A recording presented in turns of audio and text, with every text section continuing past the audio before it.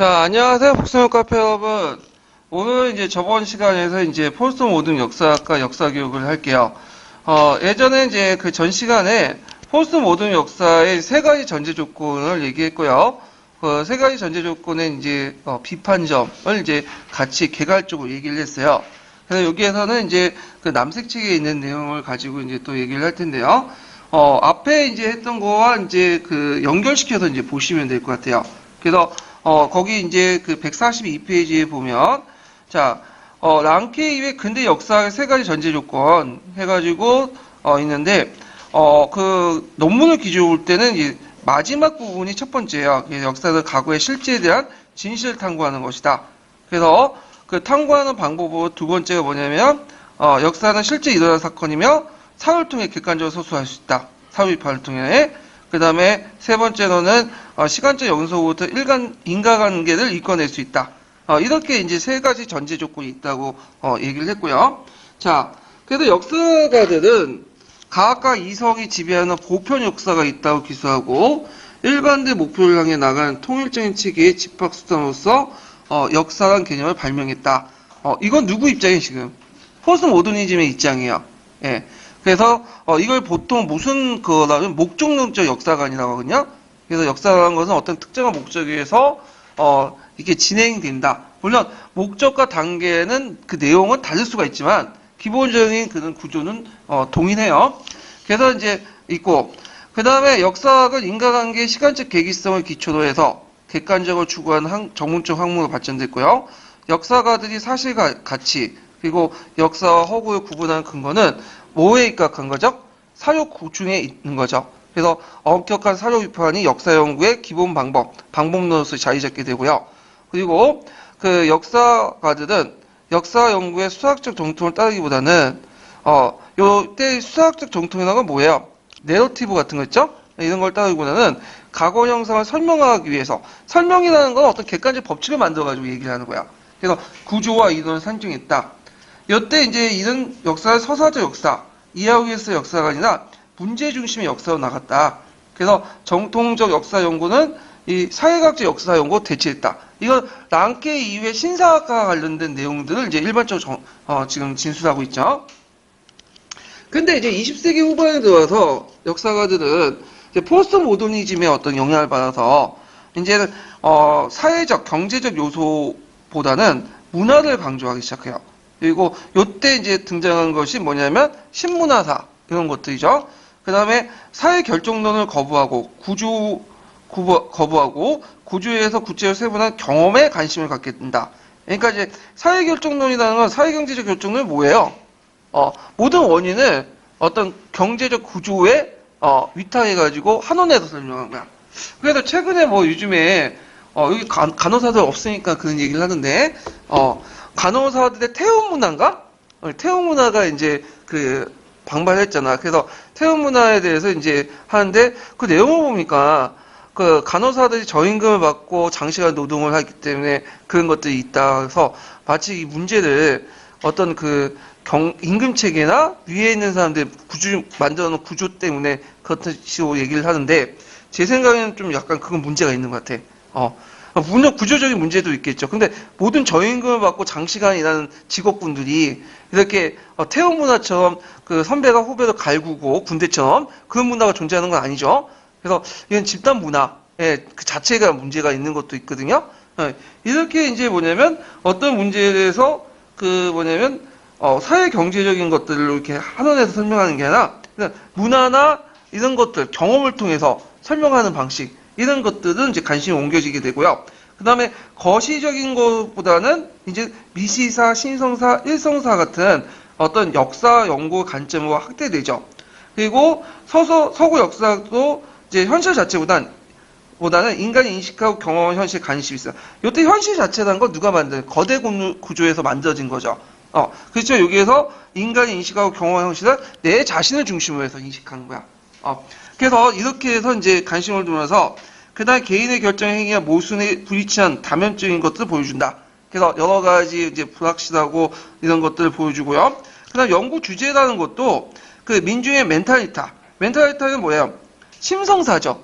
네, 머릿속에 있는 거. 이런 것들을 이제 연구하게 되고, 결혼과 성, 신화와 축제, 집단 심리, 종교의식 같은 진짜 사소하거나 의미 없다고 여겨지는 것들을 확장하게 돼. 이걸 일상문화도 확장되죠. 일상문화.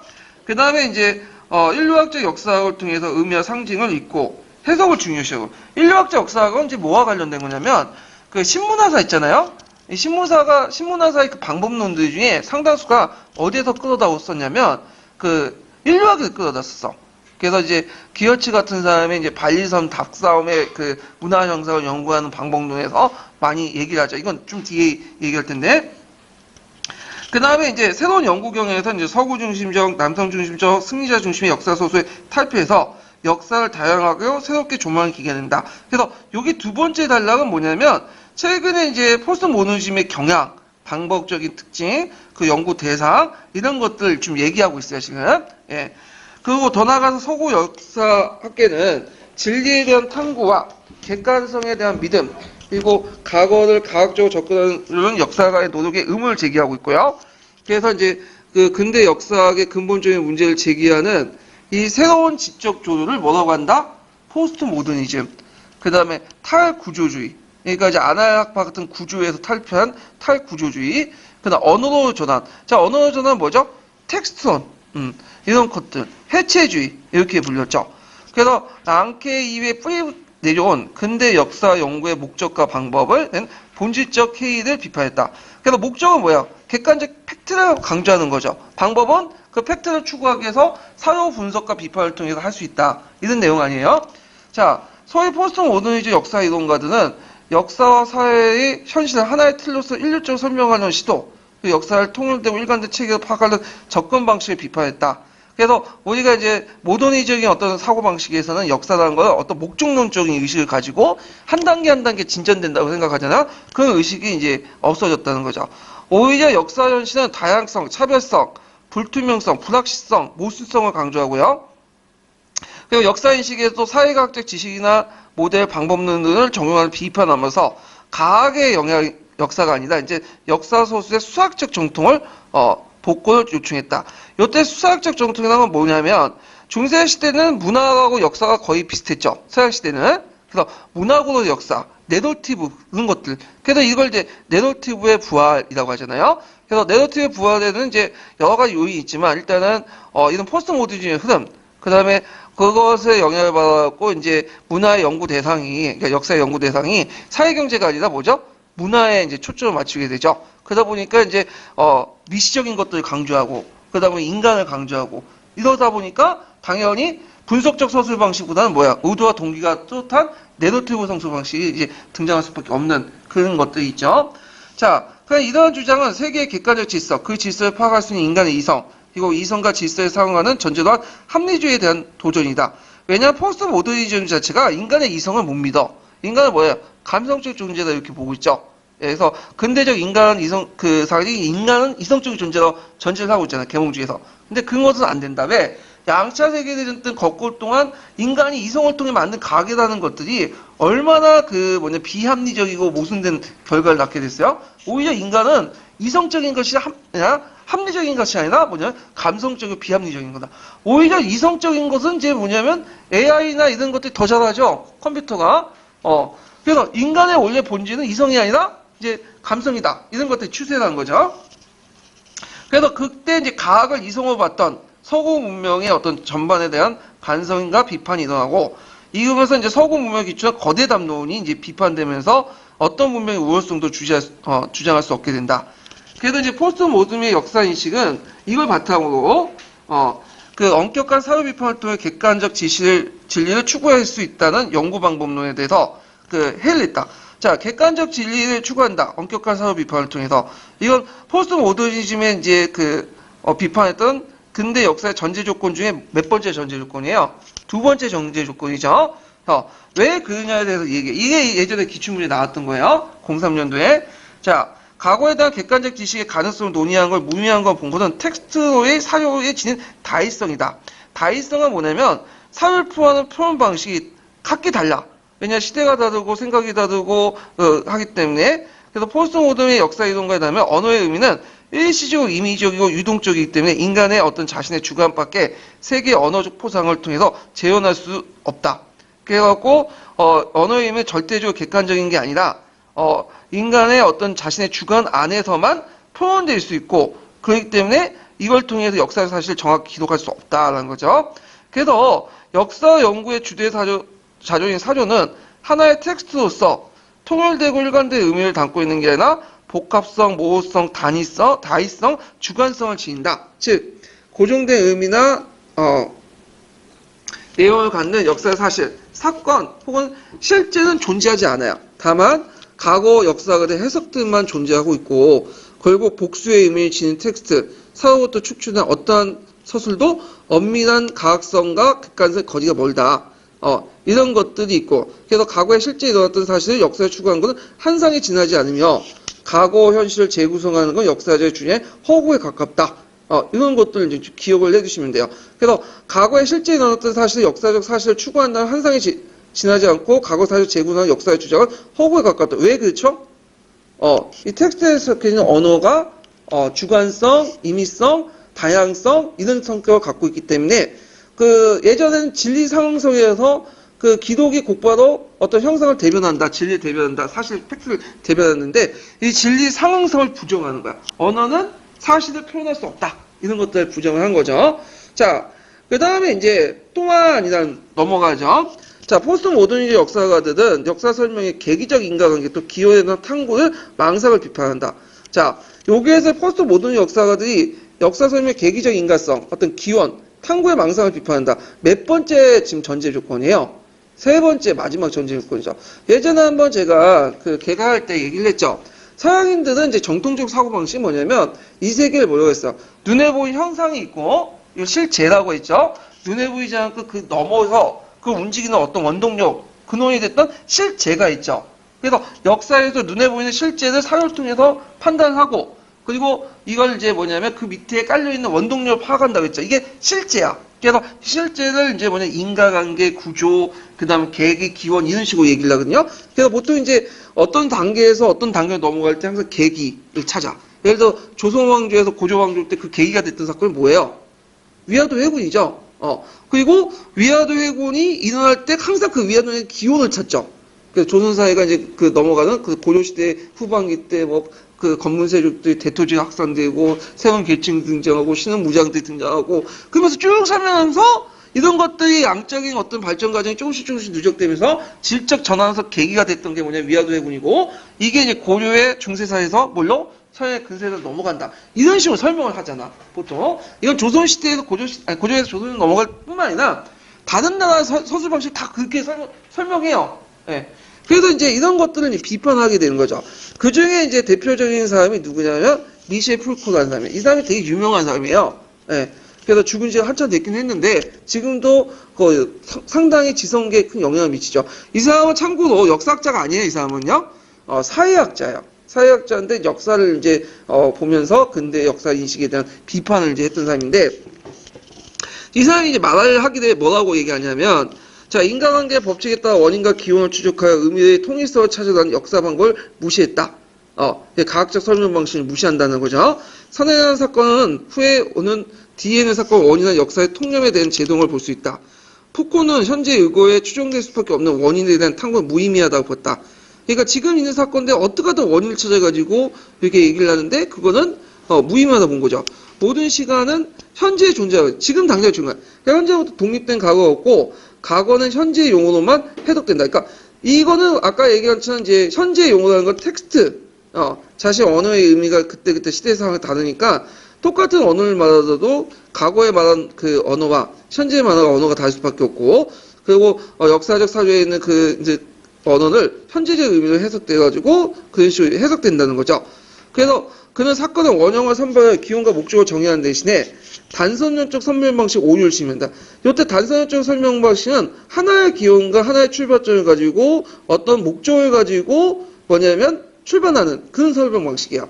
그래서 이것은 이제 역사학의 이제 발전 법칙 같은 것들을 이제 얘기하죠. 자, 예를 들어 이제 마르크스 같은 경우에는 항상 원시 공동체 사회, 그 다음에 고대 노예제 사회, 중세 봉건제 사회, 근대 자본주의, 사회주의 이런 식으로 이제 하나의 가지고 경제적인 어떤 원인 가지고 계속 어떤 목적, 사회적 공산주의 추구한다는 식의 목적론적인 어떤 사고방식을 가지고 역사를 서술했단 말이야.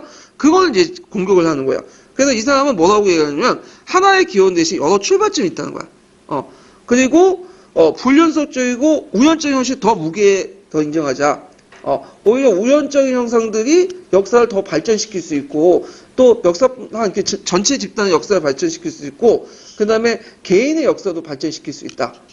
그래서 이 사람은 이제 얘기를 하기는 어떤 식으로 얘기하냐면 이 사람의 인식에 따르면 프랑스 대혁명 설명할 때 우리가 앙시알 레짐이니 어쩌지 재정 파탄이니 그런 식으로 얘기하지만 그게 근본적인 게 아니야. 프랑스 혁명은 그냥 민중들이 열받아가고 저기 바스티를 습격했더니 우연찮게 일어난 거야. 그게 근본적일 수도 있어. 근데 항상 우리는 그런 건 안 보고 맨날 뭔가 그걸 밑에 구조적 원인이 있니 생각하면서 거창하게 생각하는데 그렇게 생각할 필요 없다는 거죠. 자, 그래서 있고 그 다음에 이제 그 역사는 일사불란의 거대 단위체가 아니면 이지적 비연속이고 파열적인 복합체다.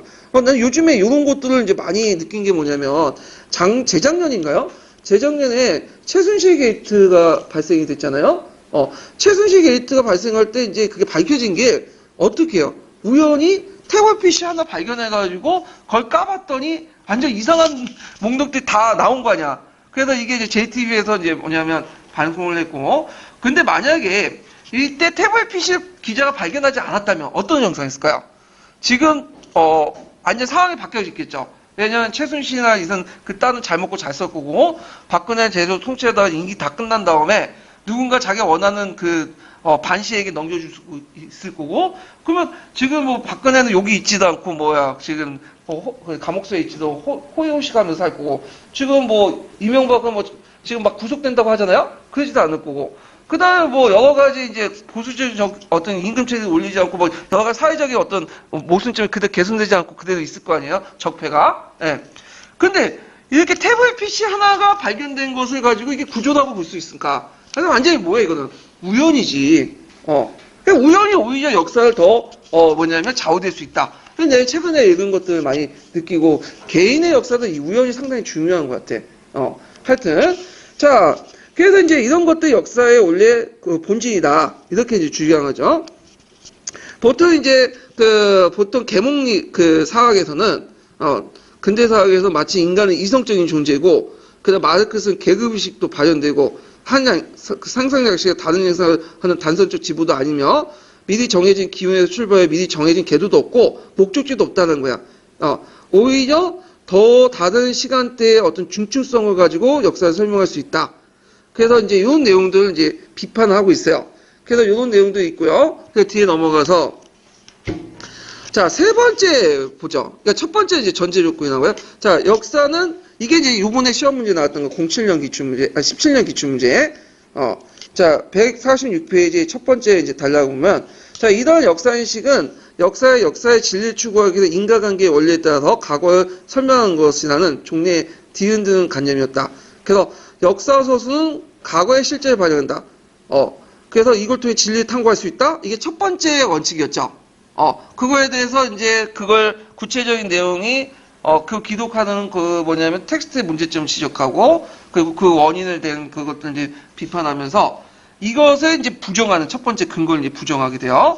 그래서 그 객관적 세계는 따로 존재하며 그 객관적인 세계는 언어와 개념책의 사용에 정확히 포상할 수 있다고 했는데 이것이 무너지기 시작해요.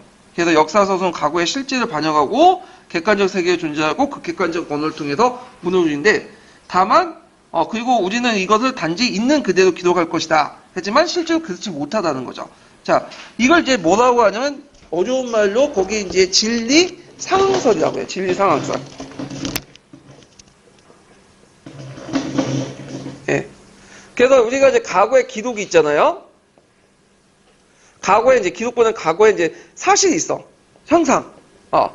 근데 이 형상을 보고 언어를 통해서 기록을 남겨가지고 역사적 기록을 보고, 기록물이 있고, 그 다음에 이 기록물을 보고 다시, 역사가의 주관에 의해서 해석이 된단 말이야.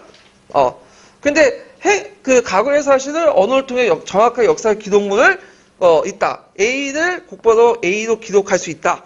이게 이제 진리상황서이고, 그리고 이 진리상황서 입각에서 역사가들이 이 역사적 기록물을 사유 비판과 분석을 통해서 역사적 실제를 알고, 형상을 알고, 그 위에 있는 이제 그 뭐냐면 어떤 기원이나 원인을 탐구한다. 그 내용인데, 근데 이게 이제 텍스트론에 의해서, 무너지게 돼요.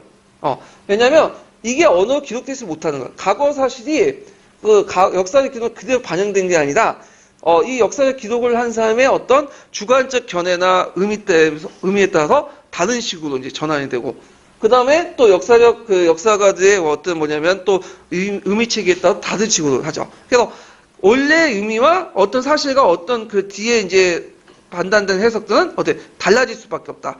그래서 사실은 뭘로 전환되는 거야? 언어로 전환되죠. 여기서 언어는 전환되고 이쪽에서 언어 전환되고, 이걸 그걸 뭐라고 해요? 언어로의 전환이죠. 그래서 진리상황설 부정을 하는 거야. 자, 예를 들면 이런 게 있죠. 자, 예전에 한 1000년 전에 사람이 3000년 전에 사람이 내가 이제 그 길을 가다가 그 사슴을 잡았어요. 사슴을. 코끼리 이제 사냥을 갔는데, 코끼리가 이제 있는데 맘모스 사냥을 막 하고 있는데, 3000년 그 맘모스는 좀 몇 년 전이지. 하여튼 그 코끼리 사냥했다고 해요. 코끼리 사냥했는데 코끼리가 거기 잘못되고 얘네들 굴러 떨어져 죽어 있는 걸 봤어요. 그래서 자기가 이제 코끼리를 이제 끌고 와가지고 부족 사람들에게, 마을 사람들에게 내가 코끼리를 잡았다. 응? 코끼리가 그것도 어떻게 보면 용맹하게 코끼리를 몰아가지고 사냥을 했다. 이런 식으로 뻥을 튀겼단 말이에요. 그러면 기록에는 A라는 사람이 코끼리를 용감하게 잡았다. 이렇게 기록을 하는. 그렇지만 실제 이 사람의 이제 행동도 뭐예요? 코끼리, 죽어있는 코끼리 그냥 가지고 온 것밖에 안 되거든. 근데 요 사고, 지금 사실과 지금 기록이 일치해요? 아니죠. 이 사람이 언어에 의해서 거짓말 친 거지, 그냥. 그 다음에 이제 역사 뒤에 이제 역사가들이 요 기록물을 봤어. 그러면 요 기록물을 가지고 과연 과거에 정확한 팩트를 알 수 있냐? 그리고 이 사람이 코끼리를 잡은 거에 대해서 원인과 결과에 대해서 그 심층적인 구조적인 것들을 파악할 수 있냐? 그게 아니라는 거죠. 예. 그래서 이런 것들을 이제 비판하기 시작한 거야. 예. 진리상성에 관한 부정을 했다. 그래서 이 사람이 이제 얘기를 하기를 이제 그 포스트 모더니즘에서 얘기를 하기를 이거는 있는 그대로 사실을 기록한 것이 아니라 결국에는 역사는 실제 일어난 사건이 아니라 과거 사건의 삶의 투영이 아니라 단지 뭐다? 담론적 질서다. 자, 여기에서 담론이 키워드죠. 예전에 시험 문제는 이게 담론이라는 것은 어떤 의미와 관념을 언술로 바꾸는 행위, 그 언어를 통해 포상하는 행위인데, 우리가 아까 얘기한 것처럼 코끼리를 죽었는데 그냥 죽어 있는데 그냥 내가 용감하게 해서 잡았다. 이걸 이제 이렇게 포상을 하는데, 결국에는 담론은 실제를 반영하는 게 아니라 어떤 특정한 이데올로기에 개입을 할 수밖에 없다. 그 시대적으로. 그런 식으로 얘기를 하는 거죠. 그래갖고 이제 이 담론이라는 건 다 언어의 허구성, 이런 식으로 얘기를 해요. 근데 이 담론은 어떤 의미의 담론이야? 포스트 모더니즘 측면에서 담론이에요. 예. 근데 보통 역사에서 담론을 강조하거든요. 예전에 이것처럼 역사의 담론이야. 조선왕조 실록처럼 그 있는 얘기를, 없는 얘기를 만들어내는 게 아니라 있는 얘기 중에 뭐죠? 자기가 보고 싶은 것들을 보아가지고 골라내서 이제 제시하는 거고, 이 포스트 모더니즘의 얘기는 담론은 뭐냐면 아예 없는 얘기를 만들어내는 거야. 어떤 특정한 이데올로기에 따라. 그 예를 이제 들자면 이런 게 있죠. 뭐냐면 이제 하여가 단신가 그런 것도 있죠. 하여가 단신가는 이제 뭐냐면 후대에 만들어진 얘기거든요. 예. 그것은 후대에 만들어진데 팩트가 아니잖아. 근데 후대에 이제 정몽주의 어떤 그 충조를 강조하기 위해서 사림들이 이걸 만들어가지고 퍼뜨린 거야. 이것은 일종의 뭐가 되는 거야? 담론이 되죠. 담론. 자, 그래서 이제 요 내용들 좀 기억을 해두시면 돼요. 그래서 역사적 진리를 추구하는 인간관계의 원리에 따라 설명한다는 걸 흔들게 되고, 역사는 실제를 반영한 것이 아니라 하나의 담론적 질서에 불과하고, 이 담론이라는 것은 이야기 이데올로기가 반영돼 있다. 그리고 이것은 결국엔 이야기 짓기로서 그 하나의 허구에 불과하다. 이걸 누가 얘기한 거냐면 하이트라는 얘기했어. 헤이든 하이트가 얘기한 거죠. 그래서 이 사람이 이제 유명한 말이 있죠. 역사는 발견이 아니라 뭐다? 발명이다. 그래서 그 역사 서술의 문학성을 강조하죠. 그래서 이런 내용도 있어요. 자, 그래서 이제 있고, 이 하이트 내용이 그 밑에 쭉 있어요. 그래서 이제 이렇게 있는데, 요 부분은 여기까지만 좀 하고 넘어갈게요, 그냥. 왜냐면, 여기까지 더 넘어가면 좀 복잡해지니까 여기를 넘어가고 요 뒤에 부분은 이제 각자 읽어보시고 쭉 해서 이제 뭐만 보냐면 그 뒤에 148페이지에 그 포스트 모더니즘의 비판 부분만 보고 넘어갈게요. 자, 그러나 한편으로 그러니까 이제 앞부분은 이제 뭐와 관련된 내용이냐면 그 모더니즘의 비판 내용이 있어요. 근데 그거에 대해서 이제 포스트 모더니즘의 비판에 또 그 포스트 비판의 인식에 대해서 그 비판하는 또 내용이 있어요. 이건 포스트 모더니즘 자체의 비판이에요. 소위 포스트 모던 혹은 탈근대 역사인식은 능동적 사회변화의 가능성을 부정하거나 회의하는 상대주의, 허무주의 결론에 도달할 수밖에 없다. 그래서 포스트 모더니즘은 모든 걸 다 비판하고 모순모호한 개체로 보는 시각이 있어. 그러니까 인간과는 상당히 약한 존재로 본 거야. 이 세계에는 인간이 이제 의지를 통해서 할 수 있는 건 없어. 그냥 그래서 이 포스트 모던 탈근대 역사인식은 오히려 상대주의, 허무주의라고 비판받고 그 다음에 인간의 어떤 주체성을 약화시키는 그런 것들을 이제 보고 있다. 그래서 이제 첫 번째 비판이 있고요. 그 다음에 두 번째로는 거기 있죠. 과학과 합리성에 대한 문제 제기는 진보된 근대성을 경험해 듯한 여러 나라의 국가의 정근대 구성을 해체하고 극복하는 데 유용한 개념들조차도 폐기하고 있다. 자, 예를 들어갖고 포스트 모더니즘이 나올 수 있었던 거는 유럽 사회 그만큼 근대적이기 때문에 가능한 거야. 그래서 이 근대적인 바탕으로 포스트 모더니즘이 나올 수 있는 거죠. 왜냐하면 포스트 모더니즘은 뭘 인정하죠? 다양성을 인정하죠. 근데 그러면 결국엔 다양성을 인정하지 않는 어떤 가치체계나 가치체계나 이런 것들은 부정되는 거잖아요. 근데 근대 자체에서 다양성을 인정했기 때문에 그것들 예전에 그 다양성을 인정하지 않는 가치체계를 없앴기 때문에 뭐죠? 이 포스트 모더니즘이 가능했던 거야.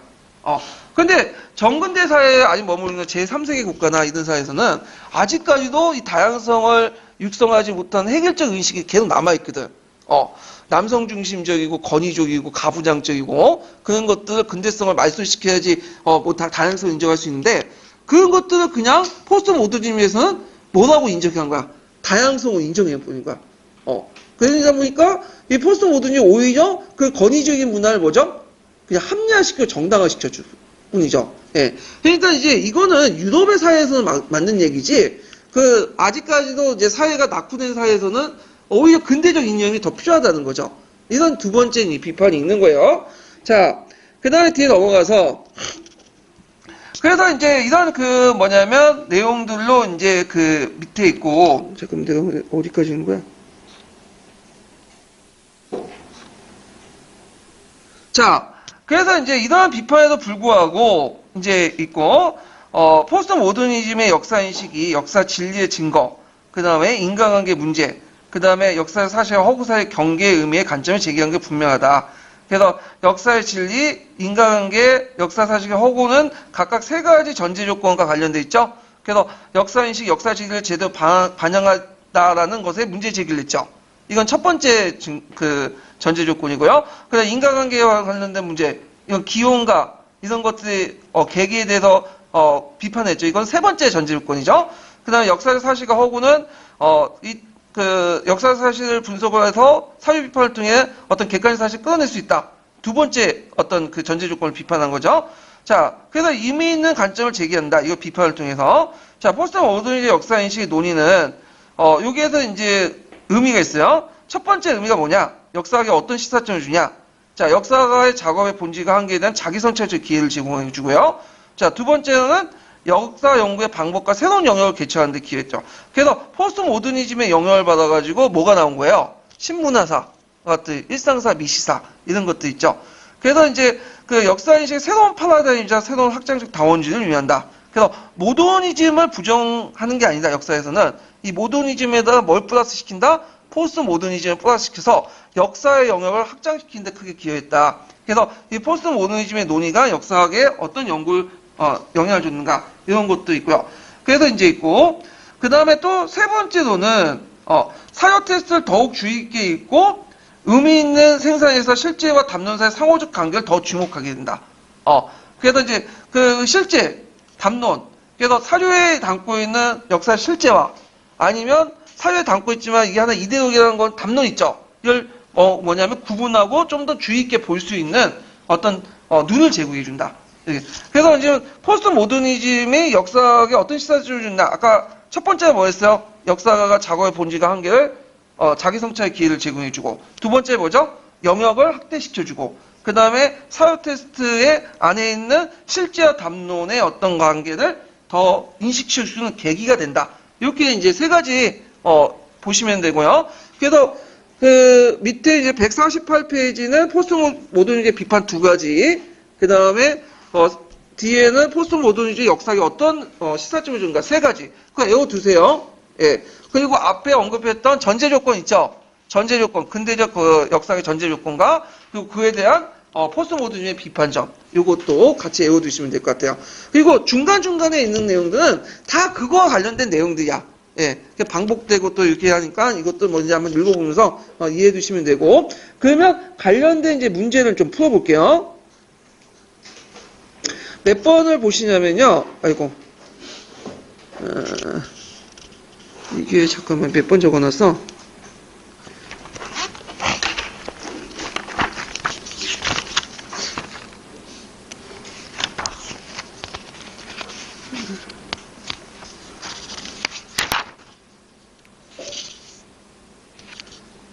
어, 16번 문제 볼게요. 6페이지 16번 문제.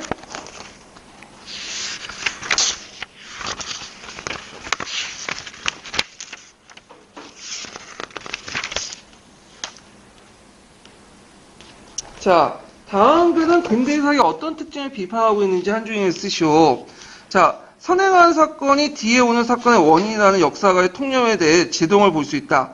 포코는 현재의 위고에 추정할 수밖에 없는 원인에 대한 탐구는 무의미하다고 보고, 모든 시간은 현재의 존재일 뿐이고 현재로부터 독립된 과거는 없고 과거는 현재의 용어만 해독한다.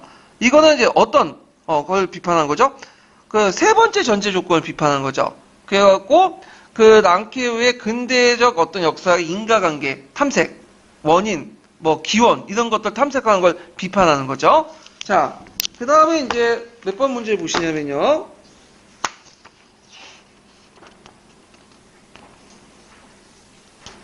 쭉 넘어가서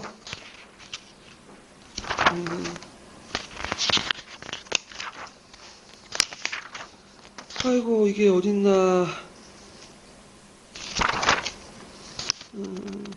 83번 문제 보세요. 83번. 자, 이것도 이제 그 랑케 이후에 이제 역사가 그 세 가지 전제 조건과 관련된 문제인데, 자, 가와 나의 내용에서 포스트 모더니즘의 역사 인식을 비판해 보시오. 이렇게 했거든요. 자, 여기 보면 이제 첫 번째 내용을 보면 그 엄격한 사회 비판을 과거에 실제로 일어난 사실을 역사 추구할 수 있다. 그래서 요거는 어떻게 비판하겠어? 그 두 번째 전제 조건이에요. 이거는 언어의 의미는 일시적이고 임의적이고 유동적이기 때문에 텍스트의 의미는 다양하게 해석된다. 그러면서 역사의 주된 사료는 하나 텍스트로 통일되고 일관된 의미를 담고 있는 게 아니라 복잡성과 모호성, 다의성이나 주관성을 가지고 있다. 그러니까 복잡성, 그냥 모호성, 다의성, 주관성 키워드 4개만 외워두세요. 그냥 다 그 서술 좀 외우기 힘들면. 자, 그 다음에 나는 아까 이제 세 번째 전제 조건이죠. 이것도 아까 지금 얘기한 거 그렇게 이제 쓰시면 되고. 자, 84번 문제 볼게요. 자, 기획에 대한 비판하고 있는 종전의 역사의 전제가 무엇인지 서술해보고 가에 들어갈 말을 쓰시오. 그리고 가에 대한 푸코의 시각을 말해보고 니은의 역사와 창작사의 차이를 서술해보시오. 자, 여기에 보면 이제 역사가 실제 일어났던 사건이나 과거 사람들의 삶의 투영이 아니라 단지 뭐의 질서다? 담론적 질서다. 가는 담론적 질서죠. 그래갖고 이제 있고 담론이고 거기에 대한 시각은 뭐냐면 그거는 뭐다 이데올로기가 개입된 결과다 이렇게 쓰시면 돼요. 어떤 지배의 논리 같은 역사 속에 이데올로기가 개입된 것이다 이렇게 이제 보시면 역사는 실체를 반영하는 게 아니라 어떤 이데올로기에 그 개입된 것에 불과하다. 그 다음에 이제 하이트는 본질적 역사 소설과 창작사의 차이가 없다고 한다. 자, 이 사람의 입장은 뭐야? 하이트는 과거 사실은 이야기하는 창작의 허구에 불과한 거고 실제로 역사가와 소설가의 직업적 차이는 그냥 직업의 차이는 종류의 차이가 아니라 정도의 차이다. 그러니까 그 역사가는 좀 70% 뻥튀기인 거고 그 다음에 저희 소설가는 100% 공상으로 쓴 거다. 판타지를. 그러니까 정도의 차이지, 거짓말 정도의 차이지, 다 둘 다 뭐야? 거짓말하고 있고, 뭐냐면 이야기를 짓고 있다. 여기는. 그냥 이 사람은 역사의 가학성보다 뭘 강조한다고 하면 문학성, 허구성, 창조성을 강조해요. 근데 이런 것도 좀 기억을 해주시고요. 그럼 하이트는 역사학자가요? 이 사람 역사학자 아니에요. 이 사람은 문학 이론가야. 비평가고. 네. 그래서 이제 이런 것도 이제 같이 보시면 되고요. 자, 그 다음에 이제, 뒤에 넘어가서 이제 85번은 이제 행위론인데 이건 좀 일단 좀 얘기할게요. 자, 이렇게 해서 이제 한번 끝났고, 다시 이제 다음 장 넘어가죠. 다음 장에 포스트 모더니즘 역사 교육을 이제 넘어갈게요. 자, 149페이지 펴보세요. 자, 포스트 모더니즘 역사 교육은, 그러니까 포스트 모더니즘이 이제 그 역사 교육에 어떤 영향을 줬는가, 요거에서 이제 살펴볼 건데, 그 여러 가지 영향을 줬죠. 뭐 역사 지식의 어떤 변화, 뭐 수업관의 변화, 교사의 역할과 학생의 역할 변화, 교과서를 바라보는 관점의 변화, 그리고 모든 역사 수업에서 일반적으로 적용돼야 학습 원리의 변화 등 여러 가지 변화들을 불러일으켰어. 예.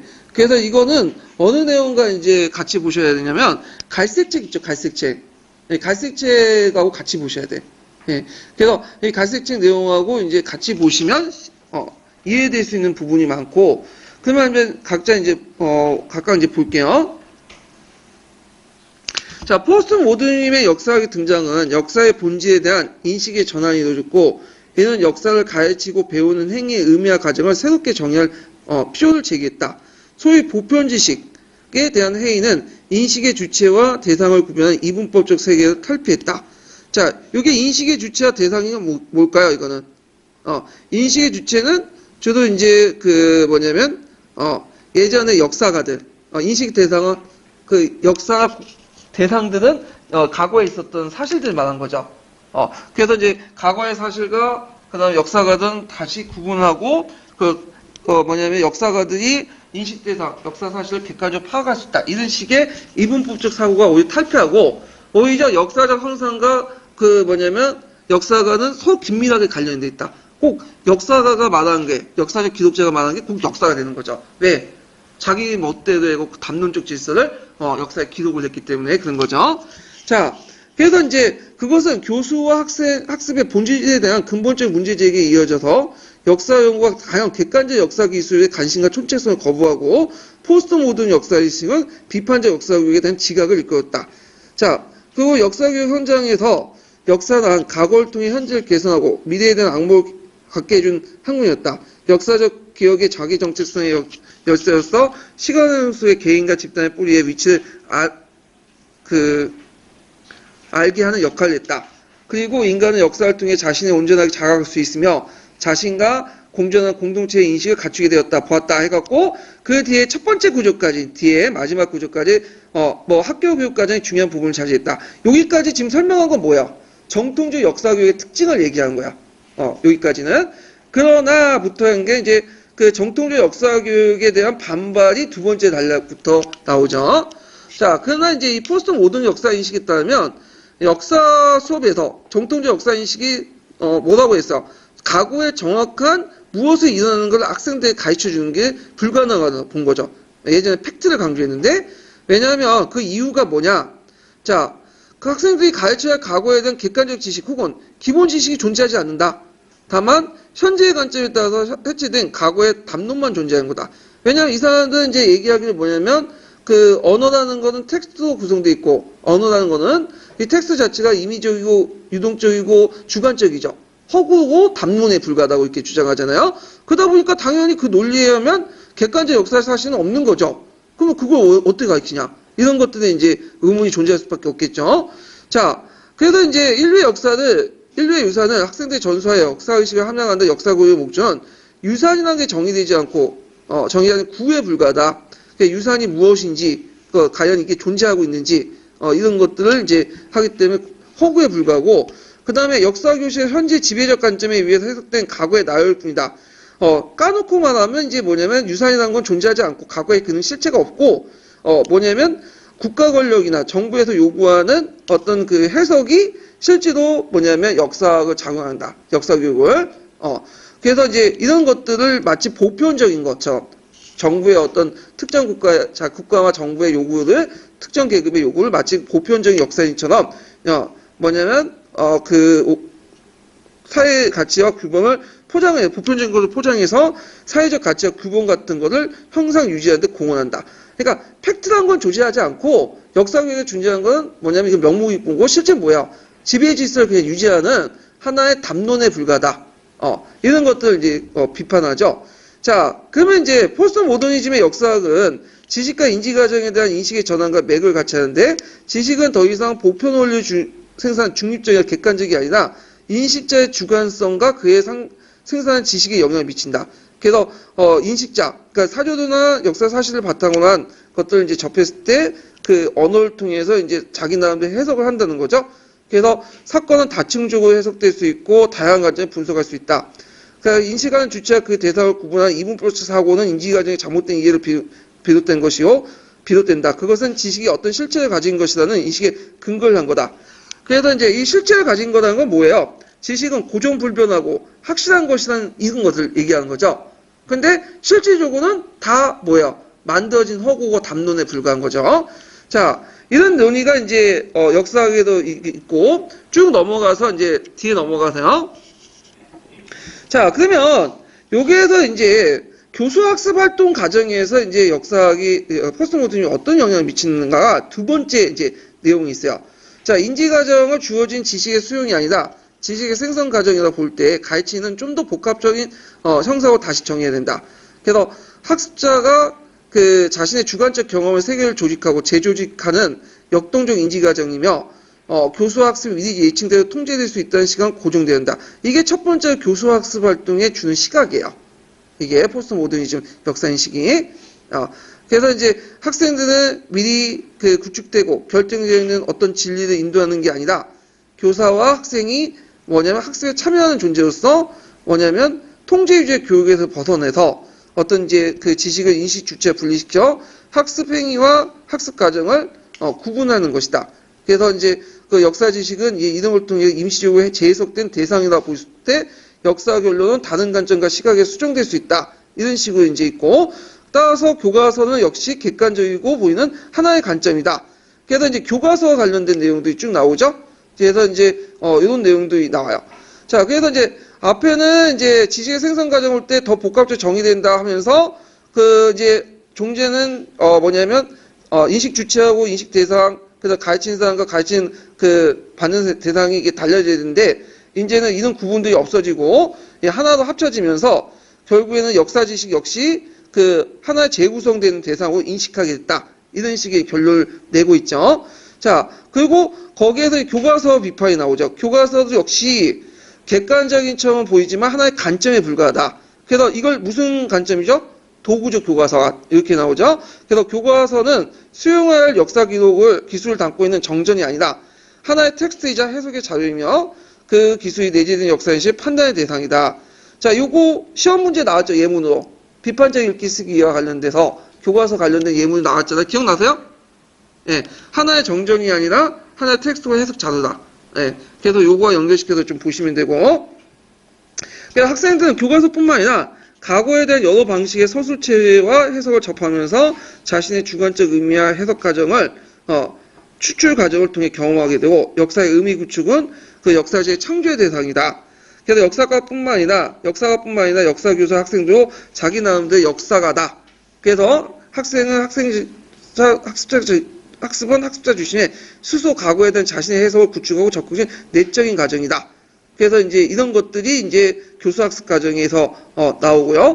그리고 이런 학습 과정을 통해서 뭐냐면 주체적 읽기, 그리고 상대적 자율성을 인정하면서 자기 것을 만드는 그런 것들이 필요하고, 그리고 그 다음에 뭐가 나오냐면 마지막 단계에 역사학습의 비판적 읽기 쓰기 과정이 중요하다. 여기 나오죠? 요번에 시험 문제 나온 게 이거죠? 비판적 읽기 쓰기. 자, 그럼 마지막 단락을 볼게요. 그럼 비판적 역사 읽기는 텍스트 수용에서 읽기가 아니라 주체의 독자적 해석하고 자율성을 중요시한다. 자, 우리가 알려진 것은 과거가 아니라 그걸 탐구한 역사가 인공적 창조적 역사입니다. 그러니까 여기에서 이제 이미 텍스트론에 입각한 그 역사를 몰려본 거예요. 발명이죠. 그리고 구성으로 본 거죠. 여기서 발견이 아니라.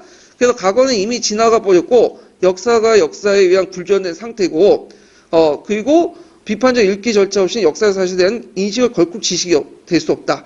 교과서를 비롯한 모든 역사에서는 비판적 읽기를 통해 비로소 의미 있는 지식이 창출 연결되고 그리고 대부분 역사 테스트는 서술자의 나를 제거함으로써 역사 속에 객관적으로 항상 심어주지만 테스트의 구조와 문체에 숨겨있는 기존의 해석과 권유를 탈피한 읽기를 내는다. 이걸 뭐라 서브 테스트를 읽어요. 서브 테스트. 서브 테스트는 뭐냐면 테스트 밑에 깔려 있는 거야.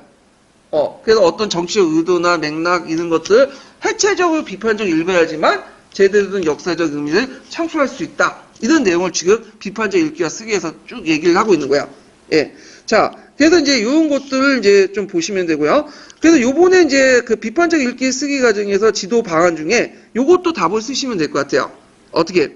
나를 제거하면서 역사를 객관적으로 항상시키고 있지만 구조와 문체 속에 뭐죠? 기존에서 권을 탈피하면서 읽어야 된다. 요 문장 있죠? 요것도 그 비판적 읽기 쓰기 과정에 이제 관련된 내용에서 집어넣으시면 될 것 같죠? 예, 요걸. 자, 그래서 이제 파란 책에 보면 있죠? 그 텍스트론에서 비판적 읽기 쓰기 할 때 뭐예요? 거대 담론을 해체한다고 했죠? 거대 담론을 해체하고 이제 자기가 학생이 느끼는 걸 가지고 그대로 해석하고 분석해서 다양한 의미를 생산해야 된다. 요거와 연결시켜서 좀 보시면 될 것 같아요. 자, 그 다음 뒤에 넘어가서 읽기만 하면 안 되겠죠? 읽기는 또 하고 또 생산을 해야 돼. 쓰기를 해야 돼. 읽기는 소비지만 생산은 뭐예요? 쓰기는 생산이죠? 그래서 이제 텍스트 생산, 즉 쓰기는 비판적 읽기와 다른 창조행위이며 역사서술의 기존 지수와 일관성 의문을 제기하는 고도의 사고했던 그 행위다. 그래서 역사를 쓰는 것은 역사를 만든 유의다. 왜냐하면 과거는 현재 시점에서 계속 다시 말해지고 구성되기 때문에 학생들은 비판적 읽기를 통해 성경에 여겼던 역사서술과 과거에 대한 기존의 관점을 다시 생각해보고 그것을 읽는 것에 의문을 제기한다. 그리고 이런 의문을 대한 사유는 역사 쓰기에 더욱 구체진다. 자, 요것도 이제 요번에 시험 문제에 나온 답이 될 수 있겠죠. 그래서 비판적 읽기와 쓰기를 통해 역사 쓰기를 통해서 뭐냐면 기존에 대해서 이제 뭐냐면 그 사유를 명확히 한다. 요거. 그래서 이 비판적 읽기를 통해서 가진 의문을 비판적 쓰기를 통해서 더욱 구체화시킨다. 그래서 글쓰기 수업과 관련된 내용을 쓰시면 되겠죠? 그래서 글쓰기 작업을 통해 학생들이 역사의 사실을 새롭게 교감하고 역사가 현재의 렌즈를 통해 길러진 사유임을 경험하게 된다. 그래서 결국에 역사를 읽고 쓰는 것은 과거를 구경하는 것이 아니라 역사를 하는 것이 아니라 역사를 결과를 하는 것이며 이 과정에서 역사는 완성된 결과가 아니라 진행된 걸 합니다. 자기가 거기에 참여해가지고 역사를 만드는 거고 결국에는 지금 정해진 테스트가 완벽한 게 아니라 계속 만들어진다는 걸 아는 거죠. 그러면 요번에 이제 시험 문제 나온 것이 비판적 읽기 쓰기잖아요. 그러면 갈색 책에도 그 답안이 있지만 여기 남색 책에서 한번 이렇게 찾아보면 어떤 식의 답안이 나올 수 있겠어요? 자, 비판적 읽기와 쓰기를 통해서 뭘 할 수 있다? 새로운 지식을 창출할 수 있다. 교과서 외에 이렇게 이제 문제가 나올 수 있고 그래서 텍스트 구조와 문체에 숨겨진 기존의 해석과 권위를 탈피해서 읽어야 된다. 이렇게 이제 첫 번째 답이 될 수 있겠죠. 그 다음에 두 번째로는 어떤 식으로 얘기했죠? 비판적 읽기를 통해서 했던 그런 사유 방식을 비판적 쓰기를 통해서 뭐죠? 글쓰기 작업을 통해서 좀 더 구체화시킬 수 있다. 이걸 답을 쓰셔야 되겠죠. 그래서 그 요번에 시험 문제 나왔던 비판적 읽기 쓰기 문제는 구체적인 지도 방안 이걸 답을 쓰시면 되고요. 또 갈색 책에도 그것도 하나 있어요. 그것도 비슷비슷한 맥락이야. 그래서 요번에 여기에서 한번 갈색 책과 연결돼 갖고 한번 보시면 될 것 같아요. 찾아서. 예. 그래서 이 부분이 상당히 예매하고 모호하고 동일한 말 계속 반복하고 있거든요. 그래서 요런 데서 시간을 끌면 발목을 잡히는 거야. 막 진흙탕에 와갖고 막 나가야 되는데 안 잡혀 막. 근데 이런 것들은 이제 핵심 키워드만 문장들만 보고 파악하고 넘어가시는 게 좋을 것 같아요. 그러니까 하나하나 의미를 파악할 필요 없어. 그래서 녹색 책처럼 이렇게 하나하나 의미를 파악하는 부분도 있고 그냥 이렇게 이제 남색 책, 갈색 책은 그냥 넘어가는 부분도 있으니까 구분을 하셔갖고 공부를 하시면 되고요. 잠깐 지금 몇 시에요, 근데? 그럼 아직 더 해야 되겠네. 네, 좀 더 갈게요. 네. 자, 뒤로 쭉 넘어가서 역사 이해와 역사 교육 3장 이제 넘어갈게요. 자, 요게 역사 이해 개념이 나와요. 이해의 의미. 이해의 일상적 의미. 그냥 지나갈게요. 그냥 궁금하신 분들은 그냥 읽으세요. 이런데 그 이해의 해석학적 의미, 이해와 설명의 의미만 알면 돼요. 이해는 맥락을 파악하는 거고 내면을 파악하는 거고 설명은 뭐죠? 자연과학적 방법이죠. 그래서 이제 주로 인과 법칙에 따라서 설명하는 방법이다. 요 내용인데 그냥 넘어가시면 돼요. 해석학적 의미는. 그 다음에 이제 쭉쭉 넘어가고 그 다음에 역사 이해의 성격 해가지고 해석학은 이제 인간의 내면을 강조한다. 그래갖고 이제 그 내면을 왜 강조하는가는 넘어가시면 돼요. 요걸 이제 뭘 굳이 다 읽을 필요 없어요. 그 다음에 이제 이해 대상도 이제 넘어가시면 되고, 이해 방식 같은 경우에는 맥락적 이해에서 이제 감정이니까 이제 그 간접론에서 강조하는 그런 부분들인데, 요거는 좀 볼 필요는 있어요. 요거는. 자, 뭘 보냐면, 165페이지 보는 게 잠깐 넘어가서, 166페이지를 좀 볼게요. 거기 166페이지에 뭘 보냐, 두 번째 단락을 볼게요. 두 번째 단락. 라이트의 견해가 나오죠. 라이트. 요것만 좀 보고는. 자, 라이트는 행위론에서 드레이 아시죠? 드레이의 이론을 비판적으로 계승했어. 그러니까 드레이 이론을 좀 확충했다고 보면 심화된. 그러니까 도나가 같은 목적지향적 이론을 강조했잖아요. 드레이 이론을 좀 단순화시키는 사람이고, 거꾸로 라이트는 뭐냐면 의도와 상황을 좀 더 복잡하게 만든 사람이야. 더 파악할 수 있도록. 그래서 이걸 뭐라고 하냐면 실제적 추론이라는 그 도식을 만들었어요. 예전에 이 도식 자체가 한번 예문에 나온 적이 있어요. 그래서 한번 보면, 자, 이해가 역사 방법이라고 받아들이더라도 역사 이해의 형태와 절차를 보는 견해가 모든 것이 같은 것은 아니다. 예컨대 라이트는 행위자의 의도와 상황을 보는 관점을 종합해서 역사적 행위의 이해를 재구성했는데 이걸 실제적 상황이라고 한다. 실제적 추론이라고 한다. 그래서 이 실제적 추론은 다음 3단계 논의 있죠. A는 T 사항이 있고 P 있고 쭉쭉 있는데 이 3단계 사항들 좀 기억을 해두시면 되고, 결국에 이 사항을 좀 더 뭐냐면 세분화시켰어. 이 사람은. 결국에는 이 사람도 나이트와 마찬가지로 이 역사적 사항을 목적, 상황, 수단을 보는데 사항을 좀 세분화시켜가지고 그 사항에 맞는 뭐냐면 행위 결정 방식을 좀 더 구체화시켰다. 이렇게 이제 보시면 돼요. 그래서 이 사람도 결국에는 역사적 사실을 아는 것은 뭘 아는 거죠? 법칙이나 이유, 그 원인을 아는 게 아니라 이유를 아는 거야. 이유. 그러니까 이런 점에서는 뭐하고 동일해요? 앞에 드레이하고 똑같죠. 목적, 상황, 이유. 목적, 상황, 순화에 대한 그 이유를 아는 거죠. 요거 정도만 파악을 해두시면 될 것 같아요. 뒤에 넘어가서. 그래서 이제 이 도식은 뒤에 넘어가서 적용하면 인간의 행위가 합리적이라는 문제점을 제기한다. 그래서 이제 요거는 드레이 이론하고 똑같아요. 드레이 이론도 감정에 영향을 받기 때문에 인간의 행위가 합리적이다. 목적, 상황, 수단이죠. 라이트도 당연히 드레이의 이론을 받고 감정을 받았기 때문에 이 사람도 당연히 목적, 상황, 수단에 따라 합리적으로 행동한다. 그렇지만 이 사람도 마찬가지지만 드레이도 마찬가지지만 모든 사람이 합리적이야? 그렇죠. 못하죠. 비합리적 설명을 못해. 이런 내용들 이제 보시면 되고요. 자, 그 다음에 넘어가서 또 마틴이라는 사람이 있어요. 예. 그 마틴은 뭐라고 얘기하냐면, 이 사람은 행위의 목적과 수단 사이의 관계를 보는 행위자의 믿음을 밝히며 역사적 행위를 충분히 이해할 수 있다는 라이트를 방박을 해요. 그래서 목적, 상황, 수단에 따라서 그 믿음과 이유를 알면 그 행위를 분명히 밝힐 수 있다는 것을 방박을 하고, 역사적 행위를 이해하려면 반드시 그 상황을 보는 행위 관점만으로 충분하지 않다. 그래서 그 예를 든 것이 이제 쭉 있어요. 그래서 원시인의 예를 들면서 뭐냐면 인류학적 지식이 필요하다 하면서 이렇게 쭉 있는데, 이 사람의 얘기하는 건 뭐냐면 라이트 이론이나 드레이 이론을 부정하는 게 아니에요. 비판적 계승해. 목적, 상황, 수단에 따른 이유를 아는 건 중요해. 근데 거기에 플러스 알파가 더 있어야 돼. 상황. 이게 뭐냐면 그 당시에 상황적 맥락을 아는 거야. 그 의미들. 사회적 상황 속에서. 자, 여러분들 이제 그 기본 강의 시간 때도 얘기했지만, 자, 여러분들 저기 온 이유가 뭐예요? 일단 이유를 밝히죠. 목적은 뭐 하기 위해서? 인구에 합격하기 위해서, 선생되기 위해서 온 거잖아요. 교사 되기 위해서. 상황 보니까 북소형 강의가 들으니까 괜찮다고 온 거고, 그 수단으로서 이제 선택해서 온 거잖아요. 그러면 여러분의 행위를 그걸 다 설명할 수 있을까요? 아니라는 거죠. 왜냐하면 여러분의 그 선택된 그 합리적인 이유라는 것도 결국엔 사회적 맥락 속에서 결정되는 거죠.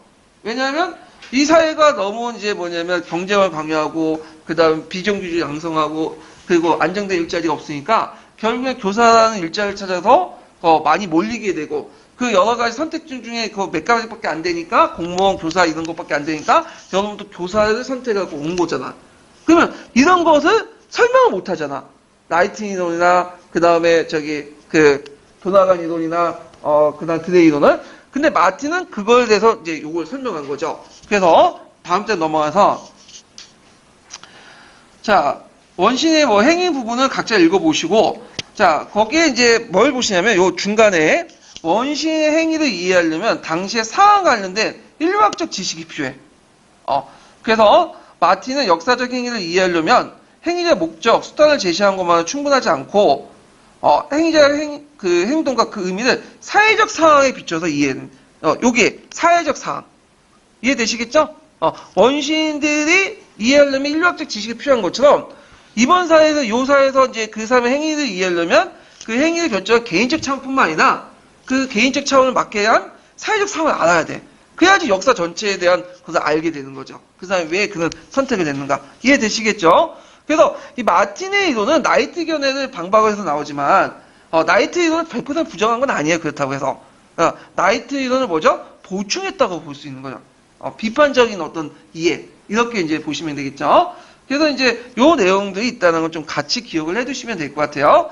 자, 그 다음에 뒤에 넘어가서 자, 그래서 이제 이렇게 해서 한번 봤고 그 다음에 이제 뒤에 넘어가서 이제 몇 페이지에서 169페이지면 해석학의 이해론 그냥 관심 있는 사람만 보세요. 뭐 해석학이 어쩌고 저쩌고 막 떠들어대고 있는데 요런 것까지는 철학적인 내용이기 때문에 다 공부할 필요 없어. 예. 넘어가고 중요한 부분만 이제 보면 쭉쭉 넘어가서 몇 페이지 보시냐면 자, 172페이지 보세요. 이 딜테일부터 이제 봐야 돼. 해석학의 영향을 받고 해석학은 어디에 영향을 받아요? 간념론에 영향을 받죠. 그리고 이 간념론과 해석학의 영향을 받아가지고 이제 역사학자가 딜테일이야. 이 딜테일은 어떤 사람이냐면 해석학자이면서 역사학자야. 네. 양쪽을 이제 양다리를 거친 사람이고 이 딜테일가 나중에 이제 영향을 받은 사람이 크로체와 콜링우드야. 그러면 이제 딜테일 이론을 좀 볼게요. 이 딜테일은 자연과학과 달리 대비된 정신과학 방법으로 이해와 개념을 구체화시켰다는 거죠. 그래서 이 사람은 이제 자연을 대상화하는 것을 자연과학이라고 했고 인간 정신을 다루는 건 정신과학이라고 했어요. 그래서 자연과학은 여러 형상을 연구하는 데 비해 겉으로 드러나는 외면적인 걸 연구하는 데 반해 정신과학은 내면적 이해를 강조한다. 그래서 인간의 어떤 심리적인 어떤 것들을 총체적으로 이해했고요. 역사도 어디에 속하겠으면 정신과학에 속하겠죠. 그래서 여기에서 인간의 일어나는 모든 것, 즉 인간의 생각하고 행동하는 것, 인간이 살아가는 목적, 개인이 모여서 살고 있는 조직, 겉으로 관찰할 수 없는 인간의 감정까지 표현했는데, 그래서 이 사람은 이제 이것을 어떻게 표현한 이해 과정을 체험, 표현, 이해의 순환 구조로 봤어요. 체험, 표현, 이해의 순환 구조. 그리고 이걸 추체험이라고 이제 명명했죠. 그래서 추체험은 다른 사람의 체험을 상상적으로 다시 체험하여 재구성하는 것을 이제 이런 추체험, 체험, 표현, 이해의 순환 과정을 했다. 자, 예를 들어서 이제 있죠. 체험이라는 거는 뭐야? 자기가 이제 어떤 사실을 체험했어. 그래갖고 이제 자기가 만약에 인공 공부를 열심히 했단 말이야, 인구를. 열심히 공부해가지고 이제 합격을 했단 말이야. 그러면 합격에서 이제 합격수기에 적어놨어. 이게 뭐가 되는 거야? 표현이 되는 거죠.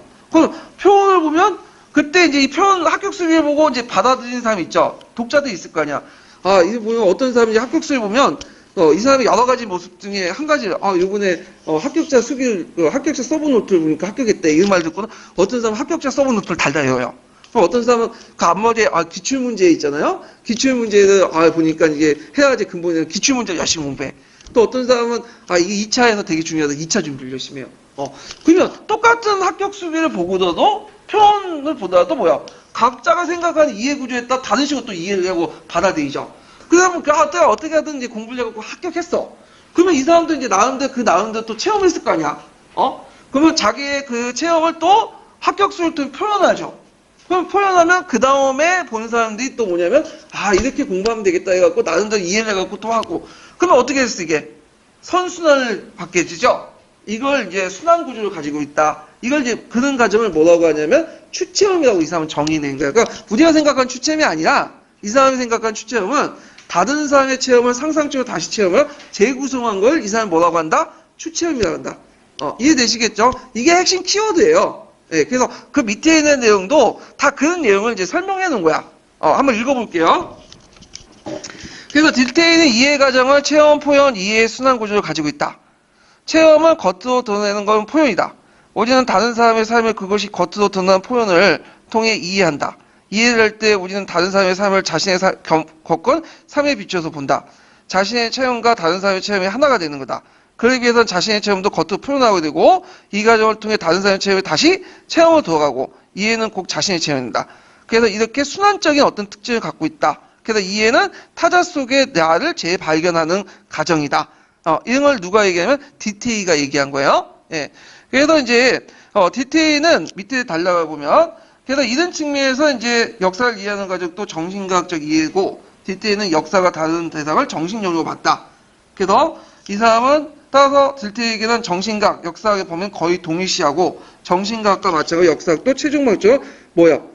정신의 당구다. 이를 위해서 딜테이가 1차적으로 관심을 가졌던 것은 그 시대를 지배한 인간의 공통된 목적, 가치, 사유방식을 관심을 가질 수밖에 없고 이것을 이제 했다. 그런데 이제 그렇지만 역사를 이해하려면 개인의 생활 전체를 파악해야 한다는 디테일도 봤다. 이런 식으로 이제 얘기하고 디테일 관련된 내용이 나오고요. 자, 그래서 이제 인간이 공유한 사회적 경험뿐만 아니라 인간의 가치나 사고방식을 고유한다는 것이다. 이처럼 사회와 개인 내면을 이해한 것이 디테일가 생각하는 역사학이다. 디테일과 관련된 내용이 이제 쭉 나와요. 그 다음에 나온 것이 가디머인데 이 가디머는 어떤 사람의 해석학자예요. 실존주의자, 철학자면서 그래서 이제 그 해석의 정통을 받아서 가디머 이론이 나오는데 우리가 이제 가디머 이론을 다 볼 필요가 있을까요? 없을까요? 이게 상식적으로 볼 때. 상식적으로 볼 때 이거 볼 필요 없겠죠. 이 사람이 그렇게 중요한 사람도 아니니까 그냥 넘어갈게요. 다만 이제 가디머와 관련돼 가지고 볼 게 뭐냐면 이 사람은 이제 행위이론 할 때 성향이론 있죠. 성향이론 할 때만 그것만 좀 기억하면 돼요. 이거는 그런 거구나 하고 넘어가시면 돼요. 이거는. 자, 그 다음에 이제 174페이지가 이제 중요하죠. 이제 크루체 콜링우드 우리하고 이제 시험 문제 직접 관련된 사람이 이제 크루체 콜링우드니까 여기는 그 처음부터 끝까지 잘 보셔야 돼요. 그 역사학의 이해 논리 있죠. 여기가 이제 시험에 제일 나오는 부분이니까. 자, 그러면 여기에서 이제 얘기하는 것들은 간연론자들이야. 간연론자들은 그 뭐냐면 헨겔이라든지 그 다음에 이제 이런 그 간연론, 철학적 간연론에 영향을 역사학적 간연론자들이 이제 활동하게 되는데, 자, 역사학적 간연론자들의 대표적인 클로체 콜링우드라는 사람이에요. 그래서 클로체 콜링우드 그런 사람들은 기본적으로 간연론자고, 이들은 현재 역사 이해를 강조해요. 그거는 예전에 제가 얘기를 했는지 모르겠는데 여기에서 그 간연론자들에 대해서 좀 설명할게요. 제가 기본 강의 때 이제 설명을 했는데. 이걸 깔고 이제 좀 얘기를 해야 돼. 지금 몇 시죠?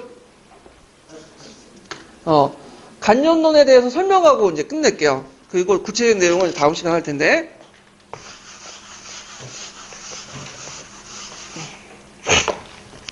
우리가 이제 철학적 간연론자도 있어. 철학적 간연론. 이거부터 설명할게요. 그래서 이제 그거 보면 이제 역사 인식론에서, 고전적 인식론에서 세 가지 인식론이 있거든요. 이게 서양사와 관련돼 있는데, 합리론이 있고, 그 다음에 경험론이 있고, 그 다음에, 간연론이 있어. 자, 먼저 경험론은 영국에서 제일 발달됐죠? 그래서 대표적인 사람이 누구예요? 로크라는 사람 들어봤죠? 그래서 이제 그 교육학 시간에 오속론 있죠? 인간 오속론. 인간은 5개 감각기관을 통해서 지식을 습득하죠. 그래서 우리가 태어날 때는 아무것도 몰라, 백지.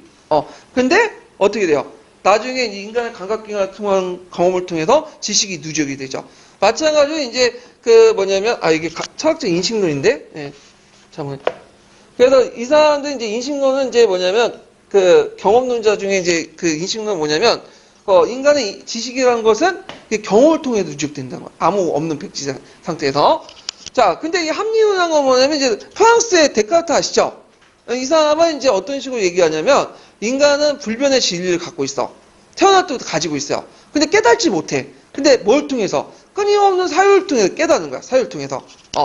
그래서 이제 이 사유를 강조하면서 이제 있고 이 사유 중에 제일 이게 수학이죠.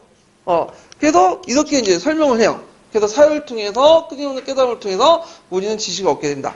그런데 이제 간념론자는 요 합리론과 그 다음에 경험론을 플러스 시킨 게 간념론이죠. 이렇게. 그래서 합리론에 뭘 빌렸어요? 형식적 틀을 빌려. 그리고 경험론의 그 내용을 빌리죠. 그래서 이 이론을 이제 어떻게 설명하냐면, 붕어빵 이론하고, 우리가 붕어빵 틀이 있죠. 붕어빵 틀은 간념이야. 간념. 근데 그 간념을 채우는 것은 이제 붕어빵 안에 뭐예요? 팥도 집어넣을 수 있고, 여러 가지 이제 뭐, 야채도 집어넣을 수 있고, 여러 가지 집어넣을 수 있잖아. 이것은, 경험의 내용이야. 그래서 이 사람들은 뭐라고 얘기하냐면, 이 간념론자들은, 이 세계에 절대 정신이 있다고 생각해요. 그 절대 정신이 모든 사물을 다 내재됐다고 보고 있어. 그리고 인간에는 어디에 내재되는 간념이라는 곳에 내재되어 있어요. 그래서 모든 인간은 이 간념이라는 틀을 가지고 있어요.